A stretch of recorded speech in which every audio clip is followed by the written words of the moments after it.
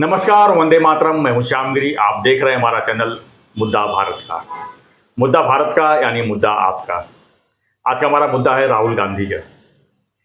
जी हाँ, राहुल गांधी को supreme court से राहत तो मिल गई है, लेकिन अब आगे का जो है प्रोसीजर क्या होगा, उनको जो है उनका संसदीय पद कब वापस मिलेगी, उनके बंगले कब मिलेंगे, क्या है आगे का प्रोसीजर, इसी पर हम चर्चा करेंगे। हमारे साथ में है वरिष्ठ एडवोकेट सुभाष काले जी, पॉलिटिकल एनालिसिस भी करते हैं। हम इनसे बात करेंगे और जानेंगे कि पूरे जो प्रोसीजर है राहुल गांधी का किस तरह होगा। सर, क्या लगता है आपको, जो राहुल गांधी को सुप्रीम कोर्ट से राहत तो मिल गई है, लेकिन अब इसको कांग्रेस जो ऐसा लग रहा है लोकसभा चुनाव ही जीत गए हैं, तो इसको क्या मानते हैं आपको सर? नहीं, क्या है, जैसे हम जानते हैं जी कि मोदी चोर, जो चोर है उनका सरने, हर चोर का सरनेम मोदी होता है जी। इस तरह का बयान उन्होंने किया 2019 के इलेक्शन के टाइम कर्नाटक में, और उसकी केस चली, बाकायदा हियरिंग हुआ, और उसके बाद जज ने उनको 2 साल की सज़ा दी। जी। अभी 2 साल की सज़ा देने के बाद नेचुरली जो पीपल्स रिप्रेजेंटेटिव एक्ट है, उस कानून के तहत अगर कोई भी लोक प्रतिनिधि है तो वो लोक प्रतिनिधि का वो खारिज हो जाता है। वैसे उनका एमपी पद खारिज हो गया, सांसद पद खारिज हो गया। उन्होंने उस ऑर्डर के खिलाफ सेशन कोर्ट में अपील की, सेशन कोर्ट में सुनवाई हुई, लेकिन सेशन कोर्ट ने कोई रिलीफ नहीं दिया। हाई कोर्ट में नहीं, उसके बाद हाई कोर्ट गए, हाई कोर्ट ने भी कोई रिलीफ नहीं दिया, और अभी सुप्रीम कोर्ट गए, और सुप्रीम कोर्ट ने वो जो जजमेंट है, यानी कि वो जो कन्विक्शन है, जो सजा दी थी, उस ऑर्डर को स्टे दिया है। इसका मतलब ये नहीं हुआ कि केस खारिज हो गया, क्लीन चिट नहीं दिया। नहीं, क्लीन चिट के सवाल ही नहीं है। वो तो सिर्फ स्टे दिया है वो कन्विक्शन के ऊपर, यानी कि जो उनको 2 साल की सजा हुई थी उसके ऊपर स्टे है।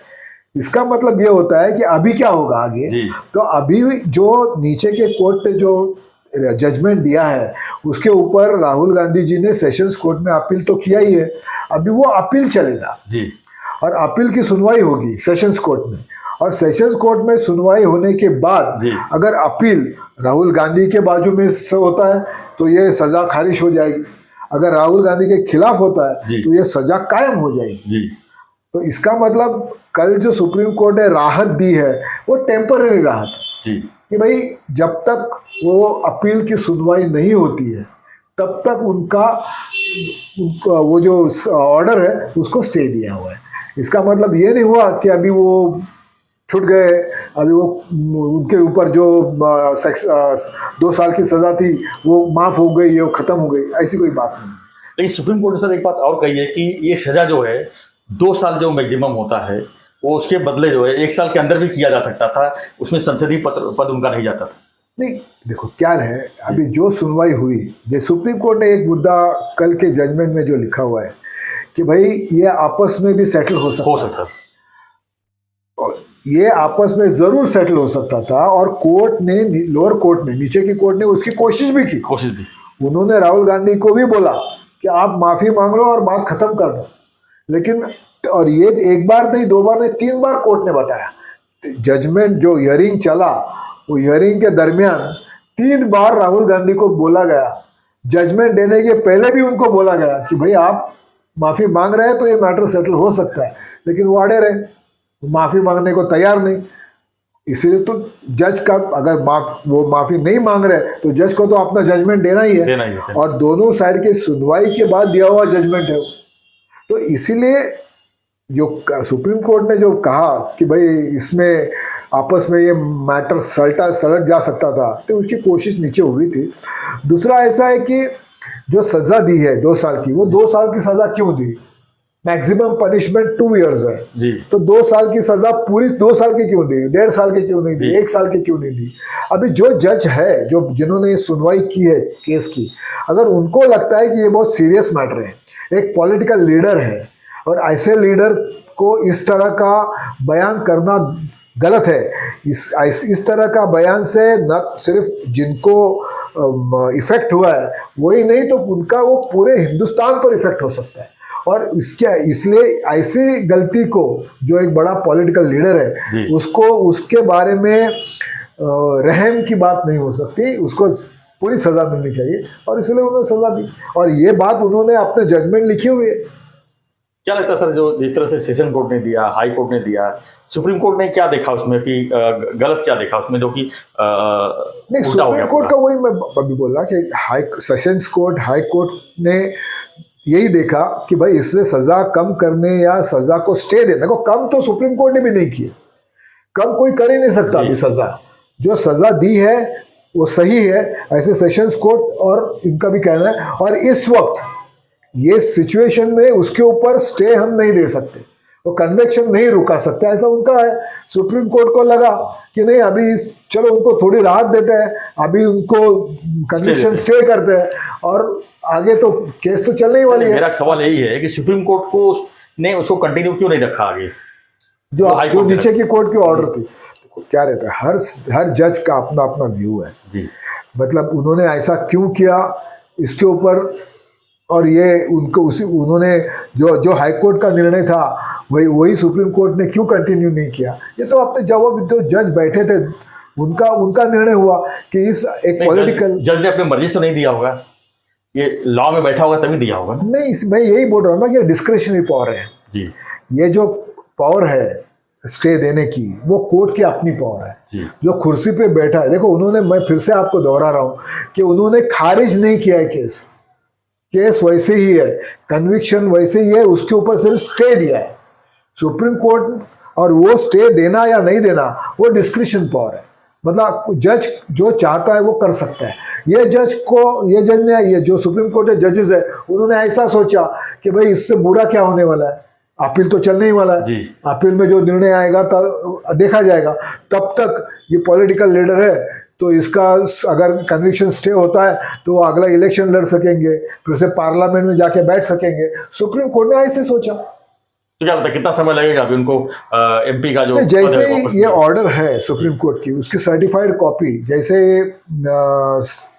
केंद्रीय सचिव के पास पहुंच जाएगी, वो उनको रीइंस्टिगेट कर देंगे। मुझे ऐसा नहीं लगता कि इसमें ज़्यादा वक्त जाएगा। तो ये तो बस जैसे वो फटाक से निकाल गए थे वैसे जैसे ऑर्डर मिलेगी। तो क्या ये उनके पद और बंगले सब वापस जिस तरह थे वैसे बहाल हो जाएंगे? नेचुरल देना ही पड़ेगा। जो उनका ये कन्विक्शन की वजह से जो उनका निकाला था वो उनको वापस मिलेगा। तो क्या लगता है सर, जो इस तरह का जो देखा 2-3 महीने का जो ये मैटर चला कन्विक्शन का, इससे उनको कुछ सबक मिलेगा आगे? जो इस तरह सावरकर के बारे में बोलते हैं और भी लोगों के बारे में बोलते हैं, उनका भाषण में कुछ अलग ही रब चलता है, तो इस पे असर पड़ेगा क्या? इस पे मैं हमेशा बोलता हूँ कि पॉलिटिकल लीडर्स है या कोई सेलिब्रिटीज है, आप एक ऐसे मकाम पे हो कि आपको पूरी दुनिया देखती है, लोग का मॉनिटरिंग होता है, लोग आप क्या बोलते हैं उस हिसाब से आपको फॉलो करते हैं जी। आज राहुल गांधी कांग्रेस पार्टी के one of the biggest leaders है, सबसे वन ऑफ द बड़े नेता है। उनको बोलने के वक्त सोच समझ के बोलना चाहिए। और अगर किसी सावरकर जी के बारे में हो या मोदी जी के बारे में हो या किसी के बारे में, वो बिना सोचे समझे कुछ भी बकना, ये पॉलिटिकल लीडर को शोभा नहीं देता। वो खुद बकते हैं क्या बकवाया जाता है उनसे? नहीं, अभी देखो क्या है कि देखो आप मुझे बकवा सकेंगे या मेरे मुझे नहीं, आप कुछ भी बोलेंगे मैं नहीं, जो मुझे कहना है मैं वही कहूंगा। तो वैसे ही है ना, अगर राहुल गांधी खुद बोलते हैं तो इसका मतलब वो जो चाहते हैं वही बोलते हैं। तो इस तरीके से बयानबाजी करना, इसमें तो पब्लिसिटी का स्टंट है, लेकिन ये स्टंट भारी पड़ सकता है। ये सबक उनको मिला है और ये सबक बाकी के भी पॉलिटिशियंस को मिला है कि भाई तुम जब बकवास करते मर्यादा में बात करो, अपनी मर्यादा मत क्रॉस करो। ये सबक कोर्ट का मामला है, आपके ऊपर केस हो सकती है। और अभी भी राहुल जी के ऊपर ये तो केस का एक ही है और कोई केसेस पेंडिंग है उनके इस वजह के। तो ये सोचना चाहिए, मानानी कई केस है उनके। ये यहाँ पे कन्विक्शन होने के बावजूद भिवंडी का भी मैटर है, वो भिवंडी में एक मैटर पेंडिंग है, और सावरकर जी के बारे में कहा उसका भी मैटर पेंडिंग है। तो ये पेंडिंग है। तो लेकिन पॉलिटिकल लीडर्स को समझना चाहिए कि हम एक पॉलिटिकल पार्टी के बड़े लीडर हैं और हमारी बात आम आदमी पर इफेक्ट करती है, इसलिए हमको सोच समझ के जो भी स्टेटमेंट करना है सोच समझ के करना है। सर इसी बताइए कि ये जो कन्वेंशन हुआ था, अभी सुप्रीम कोर्ट से राहत तो मिल गई है, लेकिन इसका जो उन्होंने इंडिया, जो विपक्ष ने इंडिया बनाया है INDIA, उस पर क्या असर होगा? इस पर जरूर असर होने वाला है। देखो क्या है, जब ये 26 पार्टियों का INDIA बना है, वो कोalition है उनका, वो सब साथ में मिलके उन्होंने ये अलायंस बनाया है। अभी सिचुएशन ऐसी है, जब बना तब सिचुएशन ऐसी थी कि राहुल गांधी को 2 साल की सजा हुई थी, उनका सांसद पद खारिज हुआ था, वो 2024 की लोकसभा भी नहीं लड़ सकते थे। तो इसीलिए जो INDIA के जो नेता है, फिर वो ममता बनर्जी हो या बिहार के लालू प्रसाद हो या फिर नीतीश जी हो या फिर शरद पवार जी हो या कोई और हो, केजरीवाल हो, ये लोगों को दिख रहा था ना कि भाई राहुल तो अपने बीच में कंपटीशन में नहीं है। अभी वैसे आज Congress one of the main parties है, वो अलायंस राष्ट्रीय पार्टी, और वो मेन अलायंस पार्टी का पावरफुल नेता राहुल गांधी नहीं थे। भले वो मीटिंग में आ रहे थे, लेकिन अगला चुनाव उनके लीडरशिप में नहीं हो सकता था। अगर चुनाव लड़ना है, 2024 का लोकसभा का चुनाव लड़ना है अलायंस करके, तो किसी के लीडरशिप के अंडर तो लड़ना पड़ेगा ना। तो उनके लीडरशिप के अंडर नहीं हो सकता, क्योंकि वो खुद चुनाव में इनडायरेक्टली कह रहे हैं कि प्रधानमंत्री चेहरा जो है। हाँ, तो अभी ये हुआ है कि उन लोगों का प्रॉब्लम हो गया है, जो ये बड़े बड़े नेता है INDIA, प्रधानमंत्री सपने देख रहे, हाँ, जो सपने देख रहे थे। तो अभी ये आने फर्ज करते हैं, चलो एक for the sake of argument कि भाई चलो इनको मेजोरिटी मिल गई, तो एक पक्का था कि राहुल गांधी प्राइम मिनिस्टर नहीं बनेंगे, ये तो पक्का, क्योंकि वो सजा थी उनको और वो इलेक्शन ही नहीं लड़ सकते थे। तो अभी सिचुएशन बदल गई है। अभी ये मामले में अगर नेतृत्व राहुल गांधी के पास जा सकता है, क्योंकि वो सबसे बड़ी पार्टी के लीडर है, तो ये बाकी के जो नेता है, ये लोकल पार्टीज के, स्टेट पार्टीज के, उनके लिए भले वो भी बहुत बड़ा दिखाते होंगे, बहुत बड़ा यश मिला है, बहुत खुशी बताते होंगे, लेकिन मनी मन नाराज होंगे, सोच रहे होंगे कि अरे यार ये क्या हो गया, सुप्रीम कोर्ट भी अगर उसको रिजेक्ट कर देता तो अच्छा होता, ऐसे मनी मन जरूर बोलते होंगे। लेकिन अभी उनमें एक कॉम्पिटिटर बढ़ गया है, और ये कॉम्पिटिटर जो है वो उसको इजीली बाजू करने जैसा कॉम्पिटिटर नहीं है, क्योंकि वो कांग्रेस के नेता है। तो इसलिए वो INDIA अलायंस उनके लिए, अगर आप मुझे पूछते हैं, तो वो एक्चुअली उनके लिए प्रॉब्लम हो गया, उनके लिए सेटबैक जैसा है। और फायदा किसको हुआ? फायदा मेरे हिसाब से हुआ बीजेपी को। हाँ, राहुल गांधी जब लीडरशिप करेंगे और राहुल गांधी के नेतृत्व में जब इलेक्शन होगा, तो वो तो बीजेपी के स्टार कैंपेनर है, वो उल्टा सुल्टा बोलने ही वाले हैं, उनका स्वभाव बदलेगा नहीं और उसका फायदा मिलेगा बीजेपी को। मतलब जो ये पनिशमेंट हुआ है कुछ दिन का, जो टेंशन में थे, उसका कोई असर होने वाला नहीं। इसलिए बोला ना कि जो अभी वो मैदान, कहा ना, अभी मैं मैदान में आ गया राहुल गांधी, और इसका फायदा अगर INDIA को तो नहीं होने वाला है, इसका फायदा होगा तो बीजेपी को होगा, क्योंकि राहुल आज 14 की इलेक्शन हो या 17 की इलेक्शन, 19 की इलेक्शन हो, दोनों इलेक्शन में राहुल गांधी ने जिस तरीके से कैंपेन किया, उसका फायदा हमेशा बीजेपी को हुआ है। तो मेरे हिसाब से मुझे ऐसा लग रहा है कि ये तो बीजेपी के लिए शुभ शकुन है।